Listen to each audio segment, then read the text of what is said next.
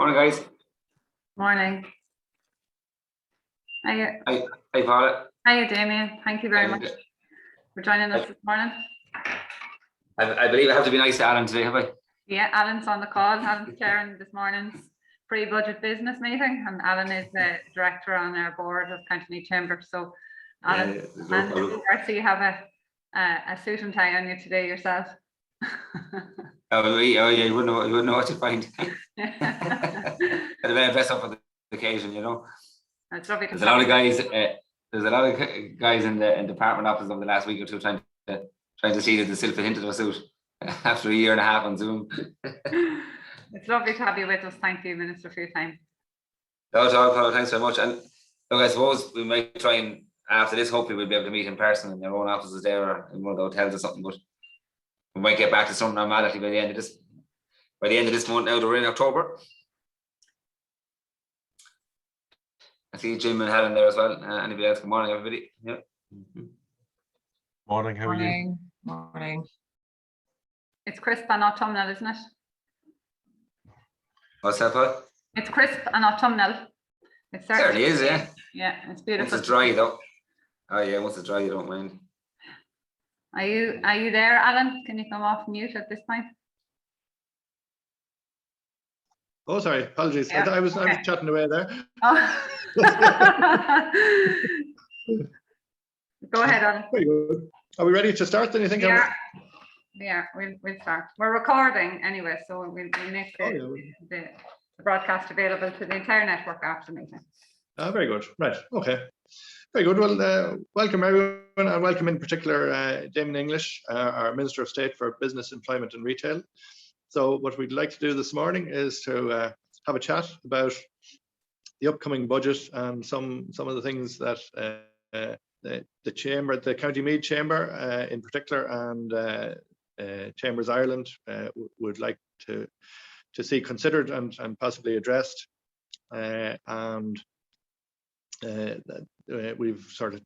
We've taken questions from members.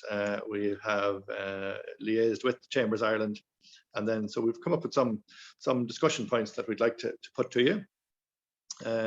Then just sort of as an introduction from myself, and just sort of in general terms of economics, that I would be a supporter of the Keynesian economics. John Maynard Keynes, who some of you would know, and Damien would know, was an economist. He influenced the main policymakers in Europe, sort of from the Great Depression up to the 1970s, and then sort of fell out of vogue a little bit. But he supported spending.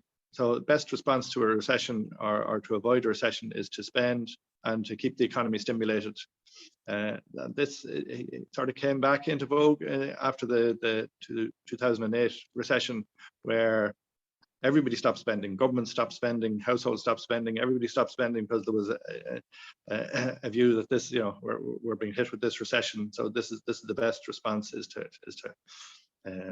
to hold back on everything, and that's when we got our austerity, etc. And it didn't work. It probably damaged the economies more than was needed, but we eventually came through them.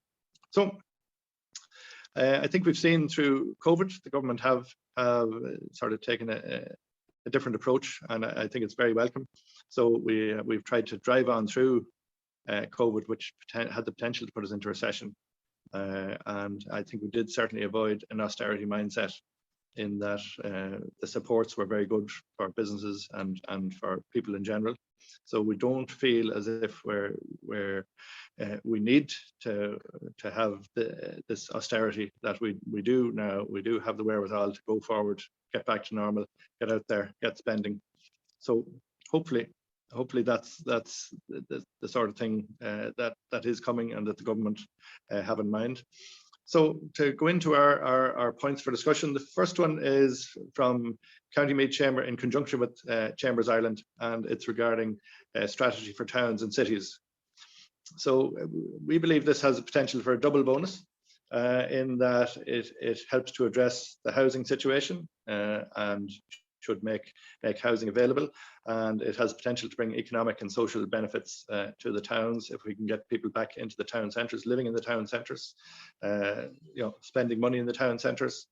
So I think we're all aware of a large amount of vacant property above shops and businesses in every street, in every town, in every city around the country.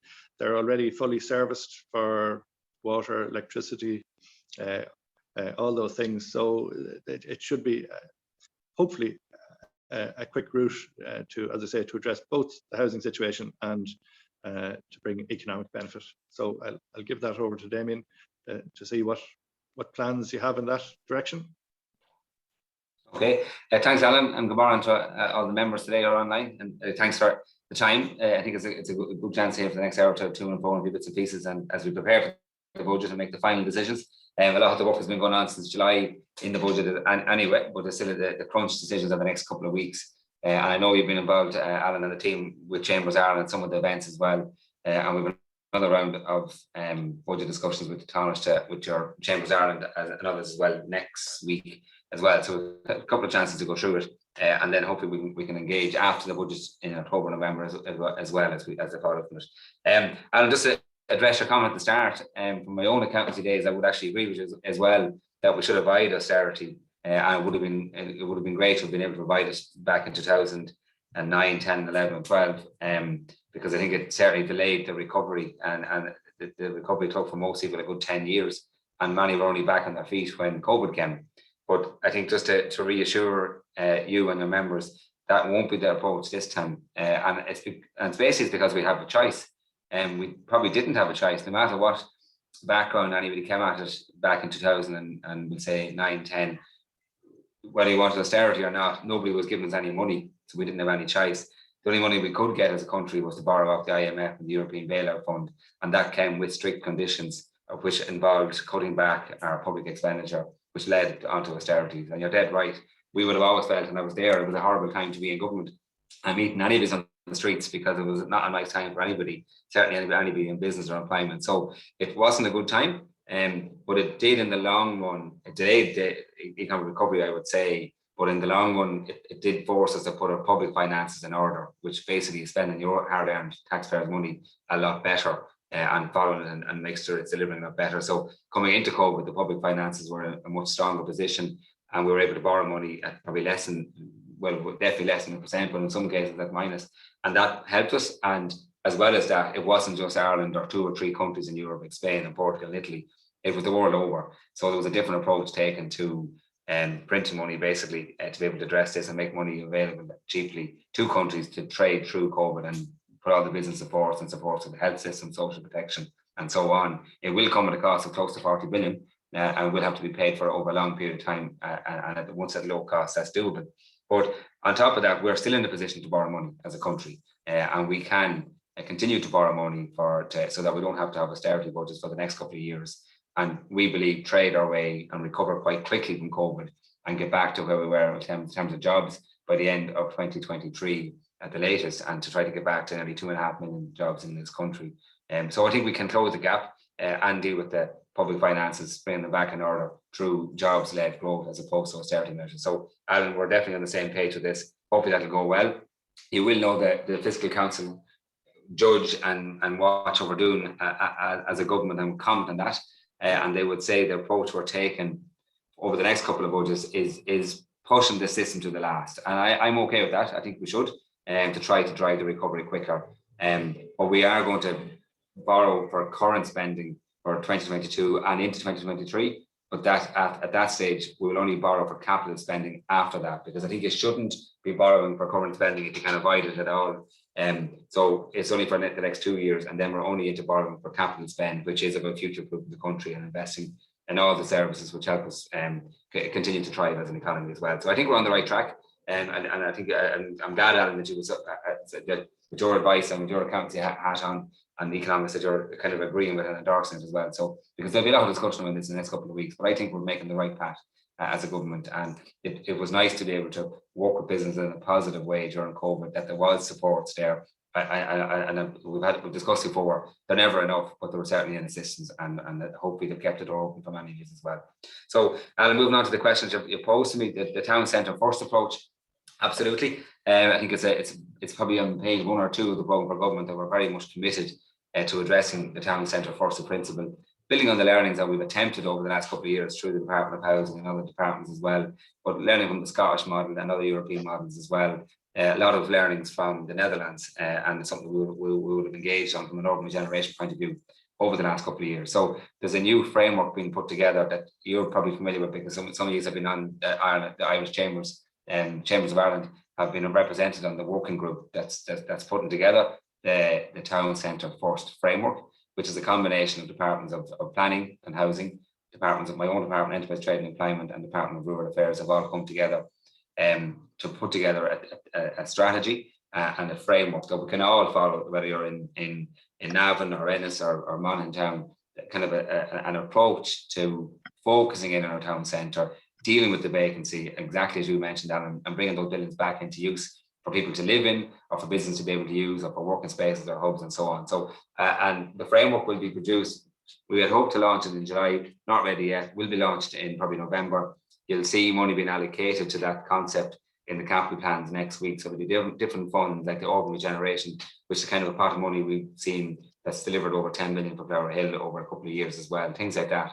There will be funds that will follow in the actions suggested in the town first framework. A big ask in that strategy will be that you'll have kind of town first teams, and there's where the chamber come in. It would be essential that any of the plans would say for Navan, I focus on Navan, but it's for all towns as well, that the businesses, the chambers, people living here get involved with the council then to drive on with an action plan for the town centre, and then drive on with that as well. And a lot of opportunity there, I think, to really position Navan as a county town and a growth centre. With that will come initiatives like the Living City initiative and things like that as well, to encourage that investment in the town centre. We see a lot of empty spaces, backlands, over the head of shops and so on, land that could be used for loads of concepts as well. I'm a strong believer, and you touched on it as well, people should be living in our town centres. And a lovely opportunity there, I think, to bring certainly people of older years back into a town centre where they need to be, have access to services and access to centre of town as well. So plenty of initiatives there as well. So that is something we will be doing, and that should benefit everybody, because businesses will grow if you have activity and you have more people in living in the town and operating in the town. And the gist of it is to make our towns more attractive to investment.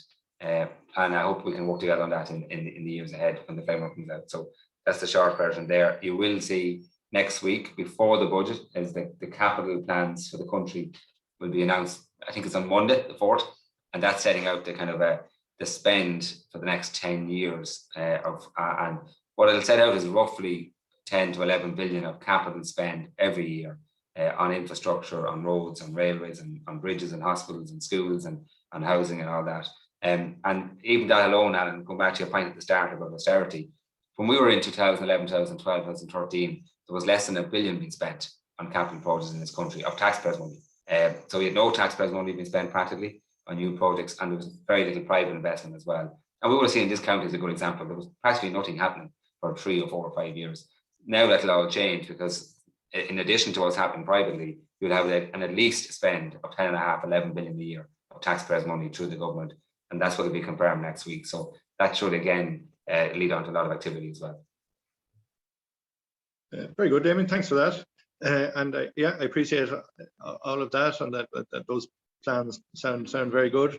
And just to return to the economic side, though, I think if we do stick with that plan and to spend and to make sure the economy is vibrant and works its way through any potential recession, that at the other end, then when we do get the lift and the coffers start to refill and this borrowed money can be paid back, I think that's the point where we need to maybe avoid some political ambition and try and get away from the giveaway budgets that have been our stumbling block in the past. So when we had a bit of a boom before, we sort of gave it all away and only stored up trouble for ourselves with huge public expenditure bills. So I think that's an important next step after that. But anyway, yeah, very welcome for. No, and Alan, you're right, and I'm going to be straight with you. Any government I'm part of won't be involved in boom and bust budgets. That's something that we've been trying to provide with long-term thinking and planning, and that's why you have long-term capital announcements, you have long-term planning announcements to show commitment to long-term initiatives. Because you're right, you can track over the history of this country coming here election time. You can see budgets being let go totally out of control in public expenditure. It doesn't matter who or what's in them. That's a history, but that's happened in the past far too often, and that can't happen again. And you're right. So as soon as we get back in track, we should be keeping the ship steady and not giving it away and protecting the country for the future again. And that was the approach taken from, I would say, from 16 to 20, or after we came out of the initial recession. And that's why the public finances were in a good position, and we should continue to do that. And I think all politicians of all parties have probably learned that now, and I think that's something that we should track. And that's why the Fiscal Council is there to track, no matter who was in government, to keep an eye on the approach being taken. But hopefully we won't see that again. But you're right.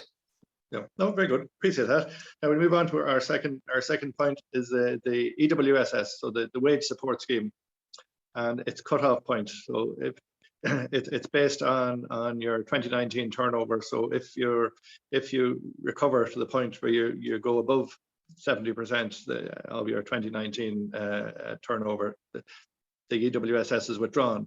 So I think that the point there is really that it's a bit of a dramatic fall off, a cliff edge, whatever terms you'll hear about it. So that it can be effectively discourage someone from trying to push the business back. If they're coming close to the 70%, they might say, well, I mightn't take on another contract, or I mightn't take on another job because that'll push me over the 70 and my EWSS support will drop. So is there benefit in a more tapered approach? So say that you don't fall off completely if you get back to 70%, because at 70%, a lot of businesses are still losing money. Yeah, and it's going to be an ongoing conversation, certainly from a retail point of view. Unless you're probably at 90%, you're probably not making profits and not making money. And that's the case. It's been made well to us by the retail sector. We've engaged a lot with the Department of Finance on this scheme over the last 12 months, or a bit longer as it's been in operation. They weren't of a view to adjust and to bring in a tapering model. But that's what in the first, we'll say 12, 13 months of it. But looking ahead for the budget in 2 weeks, this is what's been looked at now, and we're reviewing it across the board. It is intended, as you know, it is there till the end of December, and there's a fair assumption that it will be extended beyond that. I can't confirm for definite what's going to be in the budget, but that's the thinking. So the question then is, if you're keeping it longer, do you taper it and do you adjust it at the percentages to encourage businesses to crack on and to drive on with their economic recovery and not be holding back? Because it's true, you can see some businesses are closing certain days of the week, and there's a reason for that. Some of the reasons they can't get staff, other reasons are they are keeping their turnover tight because the wage subsidy is such a valuable support, and they don't want to lose it. So there's question marks there we have to use. Others then will use other methods to avoid getting to the 70%, but shouldn't be encouraged either. But so we're aware of that, and it's been tracked, and the Department of Finance has done a lot of research into it, and a final decision will probably be made next week before the budget to be announced in the budget as well. I would be advocating from our department that there should be tapering, because I've sat with a lot of different sectors who can show me very clearly in the figures that the wage subsidy would be of great value to them at a higher turnover. So we fed it in. I can't guarantee the answer, because the Department of Finance had a very strong view not to do it before now, but a lot of that was just based on wanting to keep the scheme as simple as it possibly could, keeping it out there. And it was designed quite quickly at the start. There has been time to review it now, so I wouldn't be surprised, Alan, if you see some changes, and we fed it in as well. So we'll see. But certainly, everybody tells me it's probably one of the most valuable supports they've had. And long term, it's something we need to look at around wage subsidies as well. Through the Department of Social Protection with the Pathways to Work, there are other subsidies there for people to take people back in off PUP and off social protection that I would encourage companies to look at. We can chat about it again. And in effect, they are wage subsidies as well in a different way. Absolutely, PUP. So whereas the wage subsidy, you are working to get the wage subsidy, generally speaking. Whereas the PUP, sometimes a lot of times you're not at work at all. So to maybe divert some of those funds across might be a way to do it. Absolutely, and we should be. I mean, there's still nearly 100,000 people on PUP. And when you look at all the different sectors they're from, you'd be scratching your head wondering how they're selling PUP. So there is a lot of work happening now on the activation side. So if you're on PUP now, you're now getting phone calls, you're getting emails, you're being asked, why aren't you back at work? What's the problem? Is your job not there? Trying to encourage you back to it. And anyone on PUP are being offered supports to help them get back to work, because you'd have to wonder, you see all the jobs being advertised in all our towns and villages. Why are people still on PUP? We totally accept that there's some sectors still not fully reopened.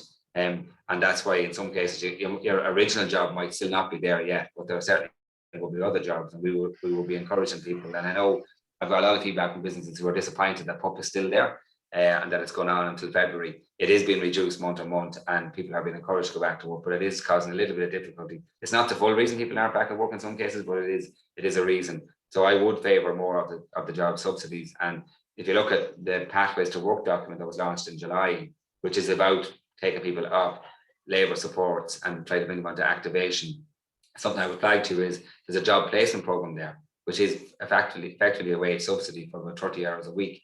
There's 10,000 places available on that. There's only 100 been taken up and been advertised. And that's on both sides to fall, because businesses have to advertise those jobs, and they're not being advertised there either on Jobs Ireland. So I might chat to that again as well, because it's very hard to explain how there's still so many people out of work when there's so many people many businesses who can't get staff. But I do agree with you, subsidies are better than PUP, and that's the way we're moving. Very good. Very good. The next one would have interest for the County Meath Chamber, in particular with our new My Meath card. Everyone would be aware that there is a €500 amount that an employer can give as in the form of a gift voucher to an employee a year. So would consideration be given to move that to €1,000 with a particular response to COVID? So I think the benefits, that there are many benefits to it. So it would be a pretty much immediate injection into the economy of extra money, extra spend. It would be important locally for ourselves, but in all locations. And if the employers can give out this extra bonus, then the employers, similar to the front line, so to an employer, his employees are his front line, so he would like to give maybe a bonus to his frontline workers, his staff or her staff this year. So I think that's one that could certainly would have minimum cost and would give a little shot in the arm to the economy. Yeah, Alan, it's something that's been kind of spoke about a lot over the years, even before COVID, about trying to increase the amount here. So it is in the pot to be looked at. I'm not picking up a strong desire of the Department of Finance to do it, because I think the sense is that it wouldn't be a once-off; it would become a permanent increase. And they're not convinced that would give the best value of the fiscal space, but it is in the pot and been looked at. Different departments from a different point of view. If you take tourism, hospitality, my own department of enterprise, trade and employment, we would be kind of encouraging this and any of these kind of schemes, because it does increase activity out there. The Department of Finance would have a view that schemes like this, be it for your employees or other kind of vouchers, might certainly be needed in the springtime. They're not convinced they're needed just yet, because there's a lot of activity in the economy at the moment, and it is ahead of projection. So they're looking at them two angles. You're looking at them from a staff point of view, rewarding staff and giving the boost. Will say they like to meet through your card, which is great. But they're looking at the overall picture as well. So it's in the pot. No decision made yet. I'm not picking up a very positive vibe towards. I'm not going to tell you a lie, but they are, because there's a lot of evidence over the last couple of years on that scheme. But we're also looking at what they're doing in the north with the other voucher as well, and things like that. So this whole conversation around a bonus voucher, so that might not end before the budget. It might be dealt with after the budget as well. But I do see the merits in it, and I will bring it back as a chamber suggestion. And definitely, I think so. And even long term, as I said, the cost is minimal, because it immediately goes back into the economy, and it'll come back in other taxes. So I think that's certainly worth a look. Yeah, no, fair enough. Can I come in there, Alan, just for 1 second, please? Sure, yeah. And it's just something I heard yesterday on one of the radio discussions around this reward for frontline, be it in a bank holiday or a voucher or whatever it comes in. And it just struck me the importance of you know, if the government decide to go ahead with something similar to what you just mentioned that's happening in Northern Ireland in the springtime, that it would prioritise local voucher schemes or local card schemes rather than national schemes, because a lot of those national schemes, and I know that there's a certain amount of procurement that needs to be done on anything like this, but just for the government to keep in mind that not some of those bigger schemes are managed outside of the jurisdiction, and that any commission or any benefit, you know, would not necessarily stay in the local economy. And just with our own Meath card in mind, it's specifically designed to keep the money in County Meath and to keep supporting local jobs and business. So I know that there's, when you take an initiative on a national level, there's a lot of things to be considered, but we really stress on the government to keep in mind that there are local schemes that work very effectively in counties similar to my Meath, and it should be considered for any initiative that might support frontline or staff in Meath. Thank you. Yeah, definitely, Paul. Look, last autumn we would have engaged with a lot of the companies, some of the ones you dealt with yourself as well, around the provision of these vouchers and cards and the way to do it and how you can keep the spend within a town or a county. And so there's been a lot of engagement with the various companies and the ways of doing that. And we would, similar to your advice, Paul, from our department, we certainly recommended that if we were doing anything, it should be done in a local way. And try and do it through local chambers, through local councils as well, because keep the spend locally, because then you can target it better and you can achieve and actually track the results as well. So definitely that's something we'll be doing. And I'm conscious there's probably a lot of businesses online here that have, I know certainly a lot of guys in retail did try to reward their staff and give bonuses to those who go along the way, because I know the conversation probably focuses a lot on health, but I know businesses that were allowed to stay open and did provide an excellent service, they were very much frontline, and retail is a prime example of that. Those who were allowed to open essential retail really were very much on the front line from a very early stage, and without probably a lot of the protections that others might have had as well. So this conversation around bonuses and frontline and all that is, I think, will go on for a while. It's been on for the last year. I know it's intensified over the last couple of weeks. I'm probably uneasy with some parts of the conversation because I think everybody done their best, no matter where you were, if they were allowed. In this, so I think it's a one that's not finished yet as a discussion. Thanks, Damien. Our next topic, if you like, is are there any plans, or can you see a potential reintroduction of redundancy rebate scheme? Now, just to recap, so up to 2011, if you were unfortunate enough to have to make someone redundant, you got 60% of the redundancy rebated to you from the department. So the employer had to pay 40%. Now, and part of that was financed from PRSI contributions. So the employer makes employers PRSI contributions of, in a lot of cases, 11% on top of wages. So it's a big expense. And now, and since 2011, we've been having to take on the full redundancy cost as well. And now this has particular relevance post-COVID. Now, so post-COVID, there was a moratorium, and so someone could be laid off, but they couldn't apply for redundancy. So maybe, but that's now been lifted. So maybe you're in a situation where you're still not back to full capacity, you're still not back to profitability, but you're having to pay out redundancy because an employee isn't prepared to stay on layoff, which is fair enough for them. But it was a big expense. It was a big thing to take away in 2011, and I know from dealing with clients, it can be a very substantial expense at a bad time. You're making them redundant because the business is in trouble or something along those lines. So will there be support there? Yeah, there's a couple of things there, Alan, and I think it certainly is relevant as of today, because Section 12A is lifted as of yesterday. So companies, employees can now look for redundancy and come into their employers as of from today on and make the case for redundancy. Couple of things on that. First of all, if your employees come to you, you have, as you know, and members might not all know this, you have about 7 days to confirm that you have or don't have a job for within the next month. So somebody lands you today and said, I want my job back, or else I want to apply for redundancy as an employer. I think it's 7 days, maybe I'm wrong by a day or two. You have to respond back and say, yes, I have a job for you. You'll be starting in a month's time, or I don't. And if you confirm they don't have a job or can't guarantee them a job, then they are allowed to trigger redundancy, which is a complication for businesses that are staying open. And so there's two things there. The rebate was cancelled in 2011.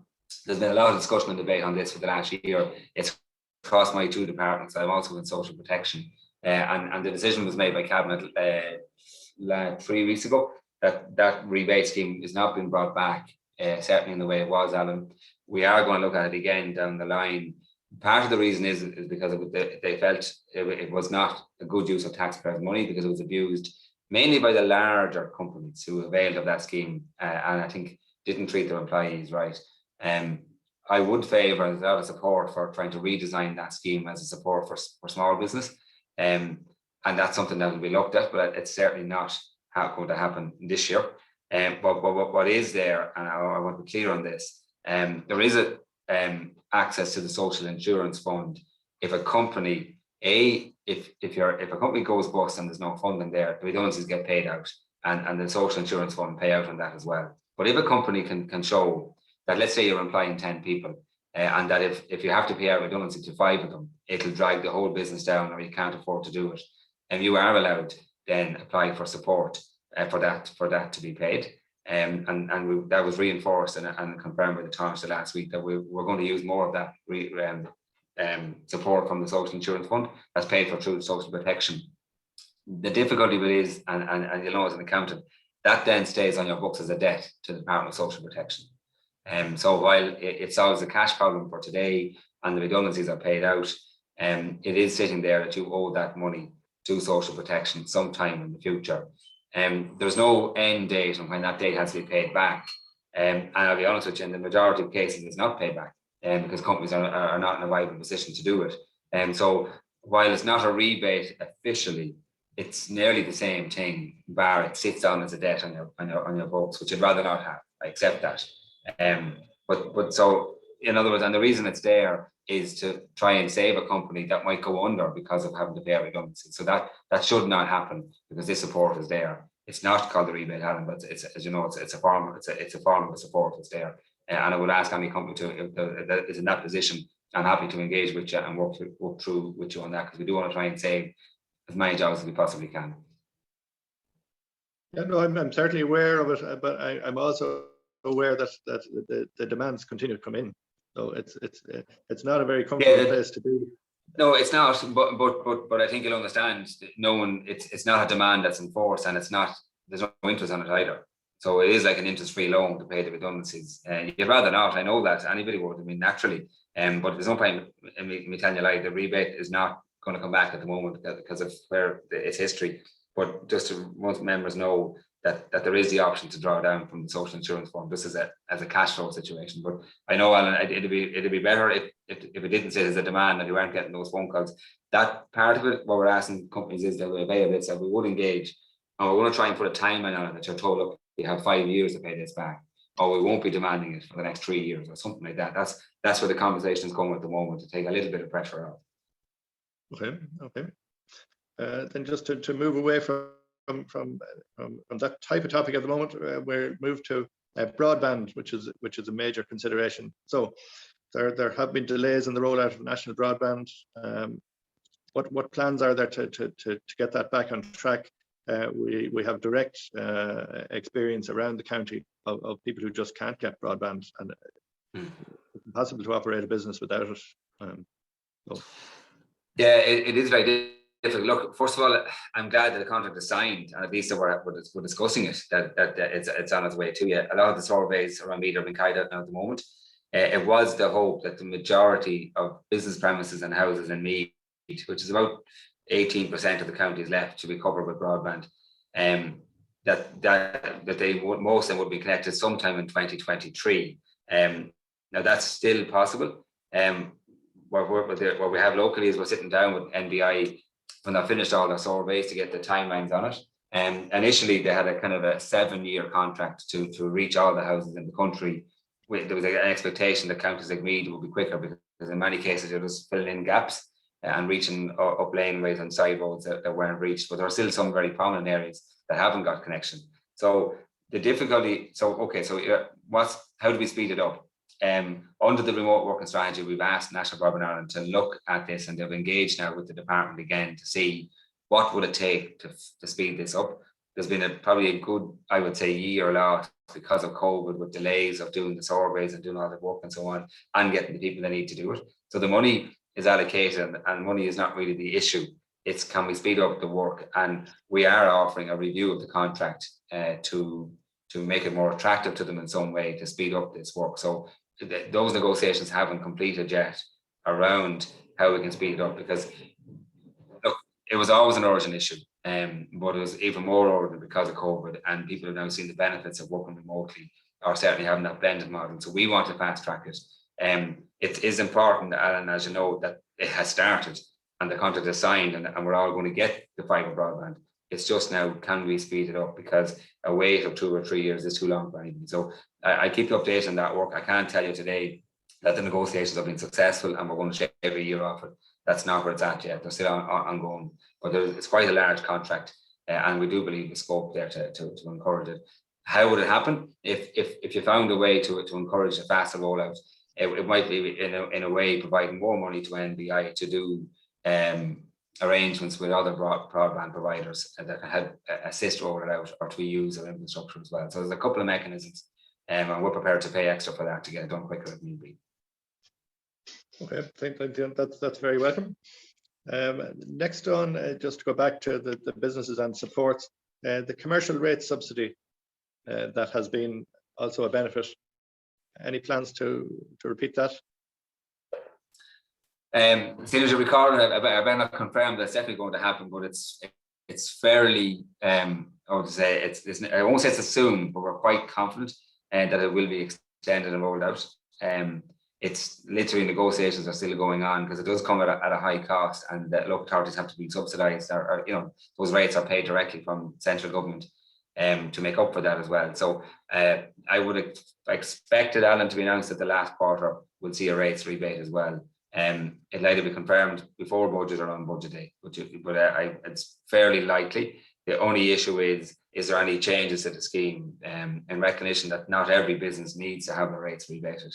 The majority do, but not everyone would. So that's where the conversation is at, just in terms of whether you tweak the scheme again or just continue for the last quarter the way it was. But I would expect a positive announcement on that in the next couple of weeks.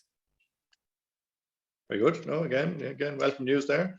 Then for our members in the hospitality business and the old 9% VAT rate, any plans on that?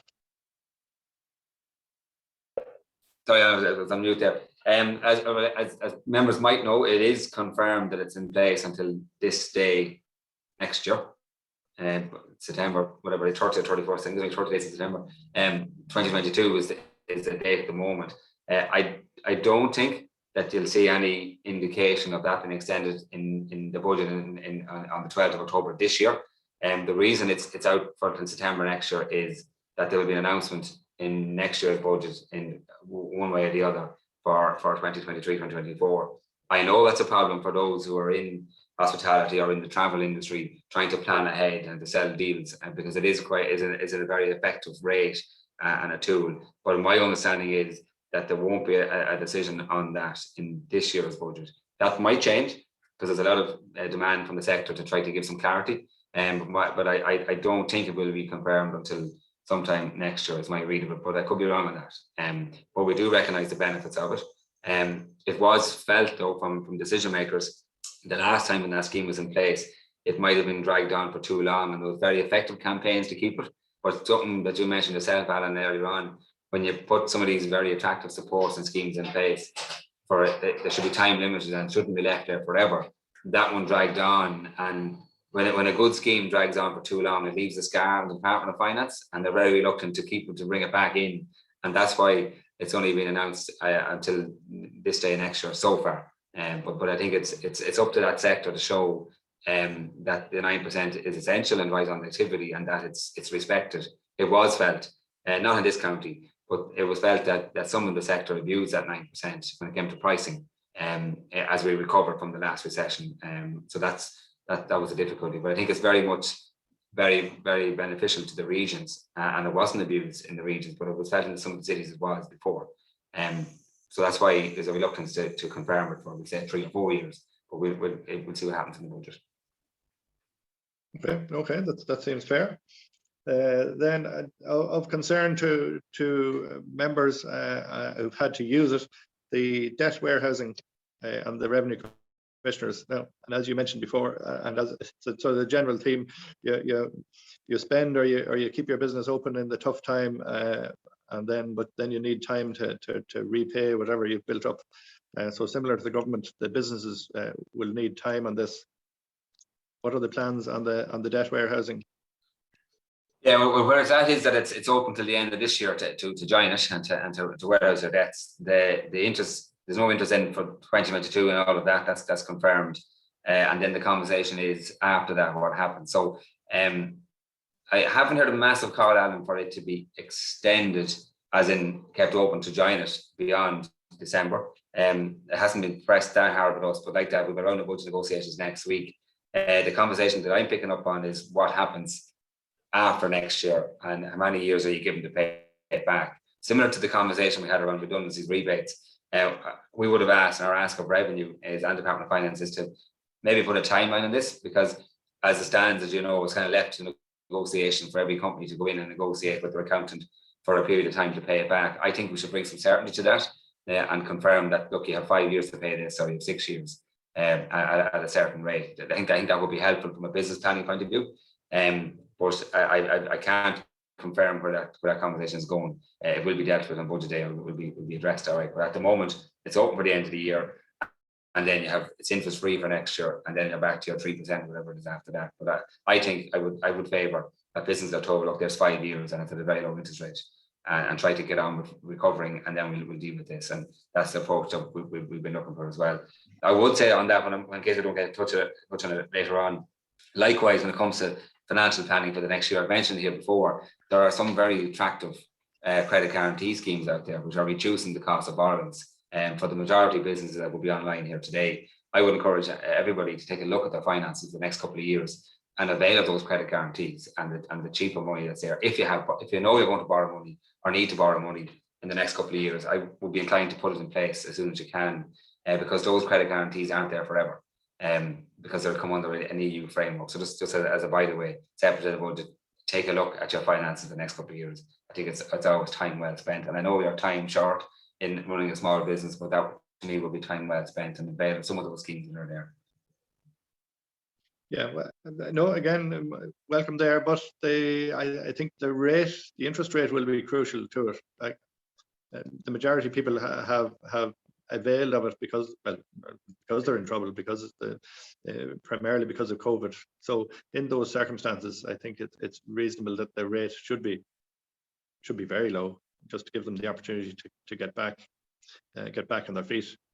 Yeah, I think you're right, Alan. That's what the ask is from the way it works in budgets. As you probably know, Chamber will ask us, and we'll have this conversation here. Each department then makes their request into the Department of Finance as well, and that's part of our ask. That there's clarity on the timelines and the low cost. So I do think that's what you'll see. But am I right in saying there's nobody looking for it necessarily to be extended beyond this year, or am I wrong on that? I haven't picked up that big of an ask.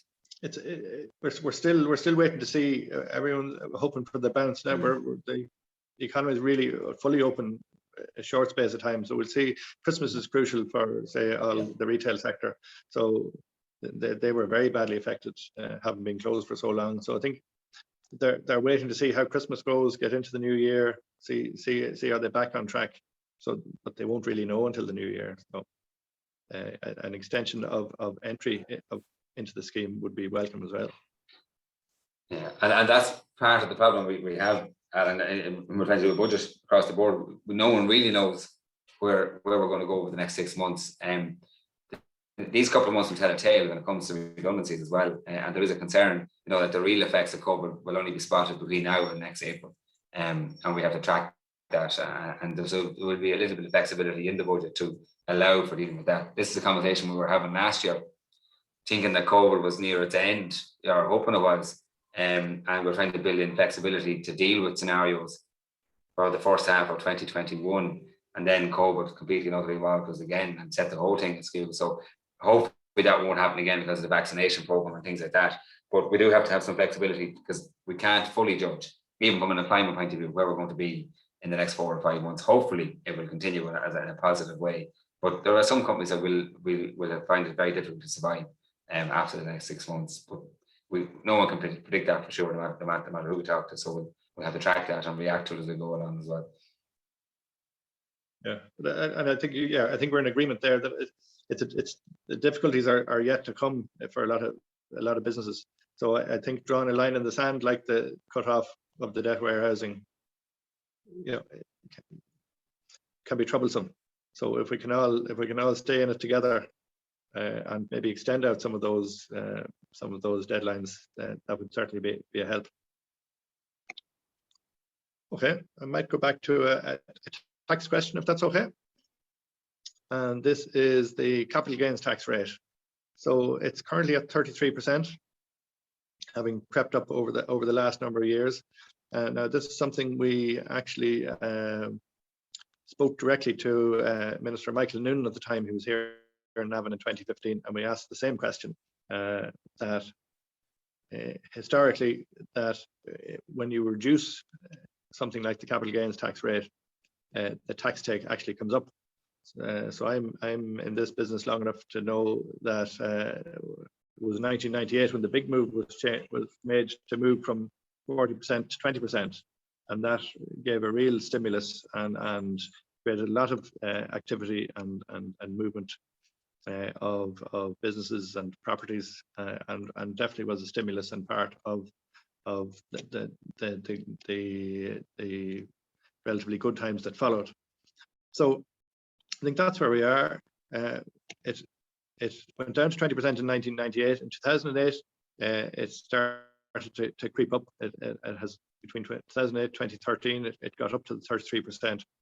It's certainly a disincentive to owners of assets like property, shares, businesses. To do something with those, it can be prohibitive. It's just too much, people feel, to have to give up. So I think if you reduce it, people will start to realize gains. That will release more money into the economy. They'll sell their businesses to younger, eager entrepreneurs. We see it in the farming sector as well. So I believe it has a lot of benefits, and that it could in fact increase the tax take while having these other economic benefits.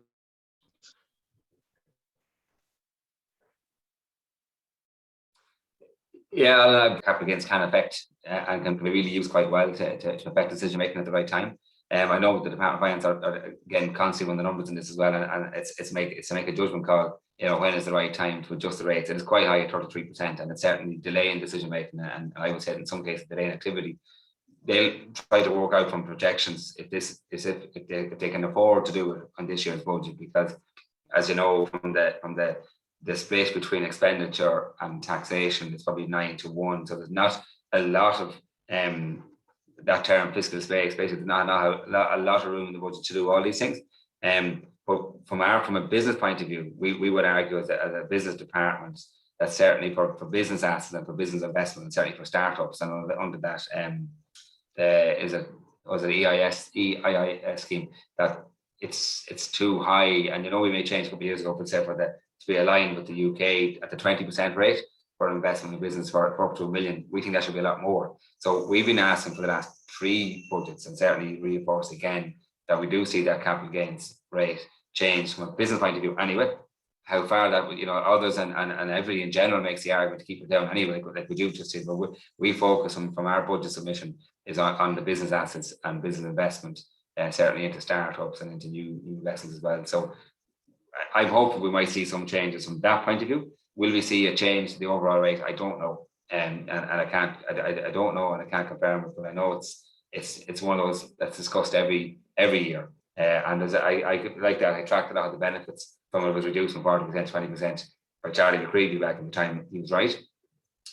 Was it set too low, 20% for too long? Maybe it was. Michael Lewin, at the time then when we went back up again, it was during austerity times. There was no choice. We're trying to find money anywhere you could. But I would agree that it's probably too high at this moment in time and could come down. As you know, from a housing point of view and a land use point of view, we're also looking at other ways to try to address the windfall profits and taxes from land as well, because that if we could address some of that, it would give us extra finance to kind of deal with the housing market more general across the country as well. Yeah, but when you say that the department seems to consider that it will be a cost, isn't the experience from 1998 that it's the reverse? You collect more tax at a lower rate.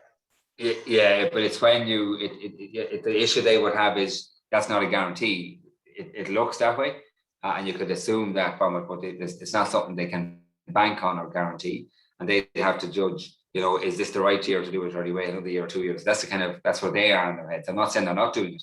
That's what they have to try to work out, because historically, it shows that in that time it did release land and did release activity. It doesn't mean it'll always work that way, and that's when they're running the numbers. They'll look at all the various scenarios and try to make the judgment call. And if you're trying to balance the books for the next 2 years, you have to, if you're not guaranteed that this will release activity and generate more taxes, they're not in a position to do it, and that's where the conversation is at.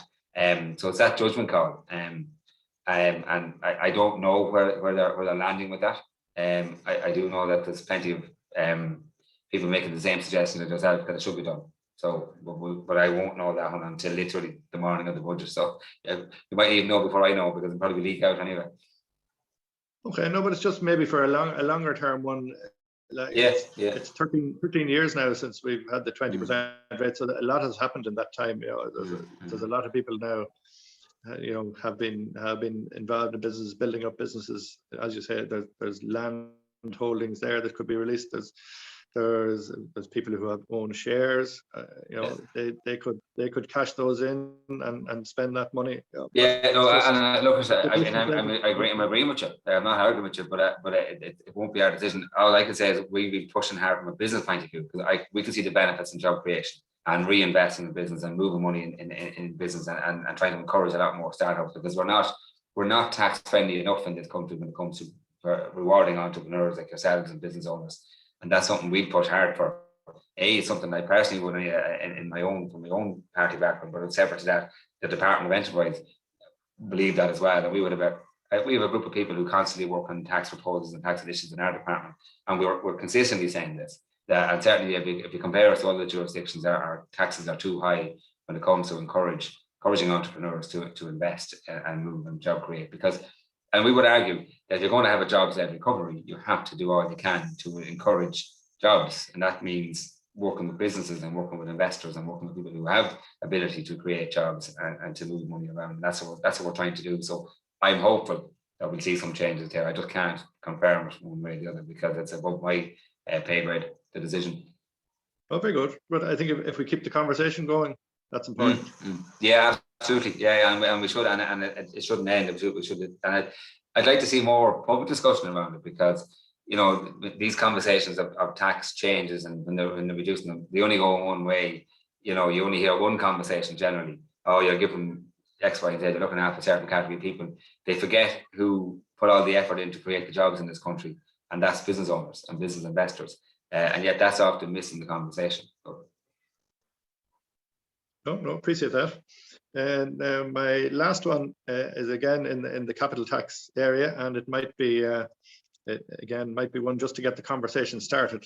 So capital acquisitions tax. So in particular inheritance tax in mind on this one. So when I'm talking to clients and other people that I know, and they say that they've built up some money, they've saved some money, they've paid up to 50% tax on it.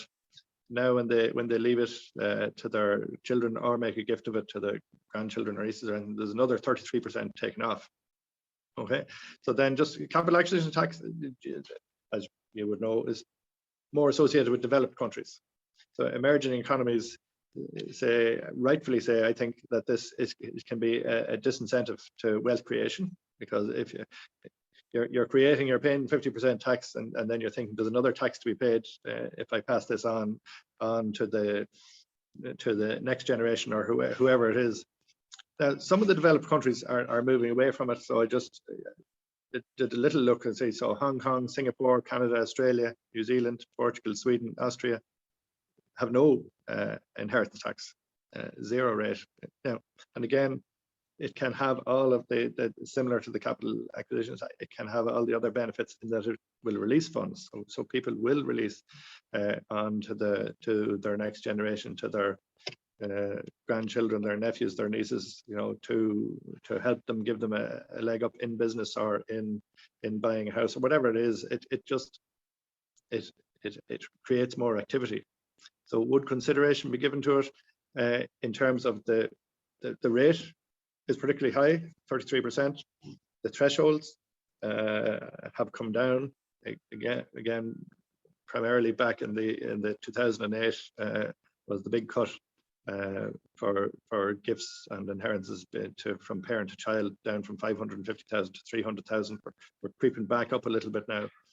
Is there any movement on those thresholds? Is there any talk of reducing the rate? Is there any talk of following some of these other countries to get rid of it altogether? Yeah, I can probably confirm that it's not going to be got rid of altogether. And I'd be actually interested in the chatting with you, looking at the evidence, you know, to make the case. Because let's be fair about it. Nobody likes taxes, but they're just a reality in some cases. You're trying to balance the books, and in a country like Ireland, you're often limited on where you can collect money and collect taxes as well. But it does affect activity. It either reduces or increases it. So that's, again, it goes back to this balancing act. How do you do it? The rates are high, the thresholds are too low, and there was a target in various manifestos and our own to increase the thresholds. I do expect to see some movement there, or there's a desire to do that. Again, it's when can you do it? Can you do more? But this budget, next budget, because of, I think you would have seen more changes if we hadn't been in COVID times. Like when you've just literally spent the guts of 40 billion and on track for that because of COVID, it's hard to make big movements in these taxes. Even though sometimes you can say they pay for themselves and they generate activity, it goes back to the guarantee. And can you confirm on budget day that you can balance your work on it? Because you can't sometimes. It goes back to running the numbers as well. So they're always in the pot. Alan, I think you'll see changes on thresholds quicker than a big dramatic change in the rates. But I think it is generally accepted that the rate's quite high. But you'll bear in mind there's many of us out there who wouldn't support any changes in these rates. I'm afraid, again, going back to people's sometimes ill-informed opinion, would say that you shouldn't touch these rates. But I can see how it generates activity, and that's what we want to encourage as well. So again, they're discussed every year, and there's a lot of submissions in for and against and so on. I just don't know if there's enough space in this year's budget to do anything dramatic on it. You might see some small changes. I just caught Richard's on the chat there about the relief on that for the entrepreneur relief. It's only on the first 1 million, Richard. It's a lot higher in other countries, and that's something that's why I'm saying as a department we want to see that changed and to give the entrepreneur relief on a greater amount of money. And if I need that research to have, I'd be interested in looking at in relation to Singapore and other countries as well, because they're like ongoing conversations that are happening. We looked at all of them, not just around budget time. So very happy to take it on and to look at it. But I don't get a sense, or any other discussions so far about dramatic changes around those rates just yet, I'm afraid. Very good. And I think that neatly brings us up to just about 11 o'clock. Sorry, can I interject? Can I ask Damien a question? John O'Connell here, John O'Connell Furniture, and it's not really budget related. We're having a huge skills shortage.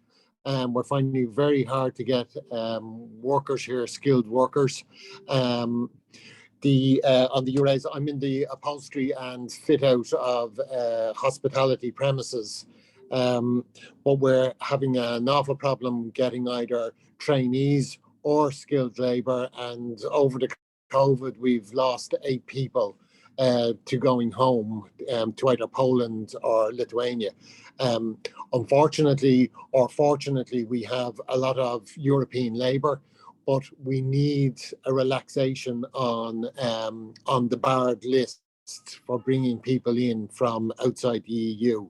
I know Italy is bringing in, is issuing visas to the Chinese for upholstery and furniture manufacturing, and Poland is issuing visas to Ukrainians for upholstery. Is there going to be any relaxation in our visa system?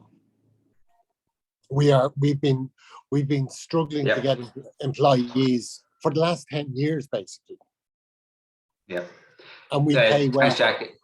Yeah, no, that's fair enough. And the pay rate is going. So look, if there's time, Alan, if I wouldn't mind spending a minute doing this, it's the permit system, and that's in my department. It's actually part of my brief. Yes. And what we do is twice a year, this change is made to, as you said, who is or isn't allowed to have a permit. And that's based on a lot of research, a lot of activity, and analysis of what's going on in each of the different sectors. And then every sector is asked to make submissions in as well. I haven't read through all the submissions. I didn't see one from the furniture or upholstery sector, by the way, just letting you know. There's not really a sector. Yeah, well, that's what I was going to say. I'll come back to that in a second. But I've seen them from a lot of other areas because, and I've met over the last couple of months, mainly August and July and into September, all the different sectors trying to tease through the difficulties. And there's massive difficulties with sourcing labour. I totally understand that, totally get that. Be it food processing, be it in hospitality, retail, yourself and furniture. I know a lot of furniture manufacturers have applied for permits and have got them because they're able to make the case. So the list has been looked at. This month in October, before the end of the month, we'll make the decision what changes were made to those lists. And I certainly Jack, if I can touch base with you before that, because you're right, there is no upholstery furniture vice that's feeding through to us to catch all this data. So I might engage with you on that. So if we do make changes, what's the evidence based on? It's based on evidence and proof that there is an issue and there is a problem. I think that's there for most people. Number two, then, has the industry in general done enough to try to attract skills and develop skills locally? On that note, I've spoken with some of your colleagues in the industry recently about trying to put in place some new apprenticeships and trainee programs, and I'd be very interested in working with you on that. And I'd love to see Navan being the lead on that. So we might touch on that, and that's if we can show, and I can help you with supports through different departments to make that happen. But if we can show that we're doing our best to source skills locally, to develop skills and to train people, then it makes it easier for me to be able to allow permits in the short term, because we might be able to close the gap in the long term. So I will chat to you on that. But I think you will see changes to the permits, right? Because there's a lot of pressure coming on me to do this. I just to point out, it's extremely difficult to announce to the country that I'm changing the permit system and bringing in thousands of workers from abroad, when on the other hand, there's 100,000 people on the pub, right? It doesn't add up. I understand this. Don't worry. Yeah, I know, Jack, don't worry. I understand it and I know it, but it's very hard to explain to the wider public the mismatch there. So there will be changes, but it's a difficult one. So any public support from industry would be helpful on that one, right? If you look at if it's okay, Jack, I might give you a shout. Okay. If you look at the arrays, Jobs Ireland for Europe, there's 37,000 vacancies for carpenters. There's 3,500 vacancies for upholsterers.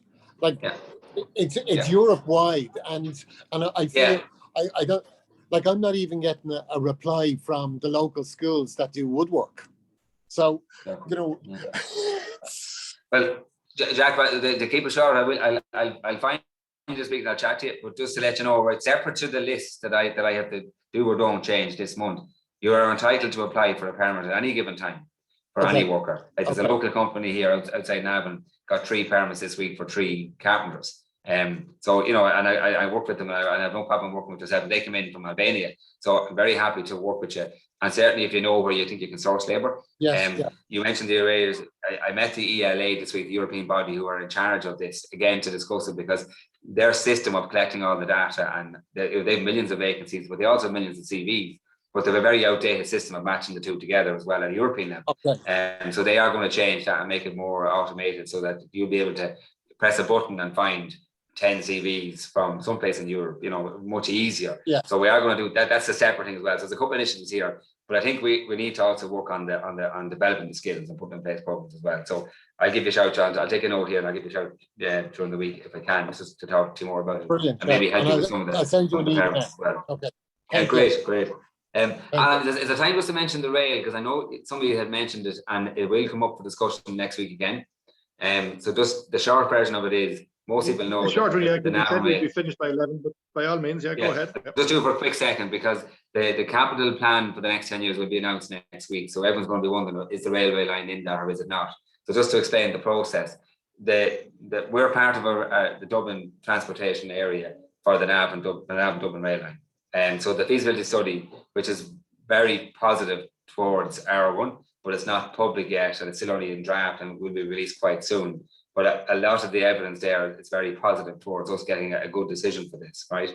That piece of work has to finish, and then the overall Dublin transportation study has to be completed. All that will be completed by next summer, but the capital plan has been announced next week. So just to be clear, if the capital plan next week can't say there's a check for the Navan railway line because it hasn't gone through the two studies, but it will set out that very clearly that if we come through those studies, and if we are recommended, then funding will be in that plan to develop out and plan and so on the railway line. And so don't panic next week. It will be all going well. It'll get a good mention, but it can't actually say there's the money for the Navan railway line because we're not finished the study yet. But they'll be aligned that when the study is complete, then the capital plans can cater for that as well. So just in case of a panic next week among business owners, we are very much committed to trying to make that railway line happen.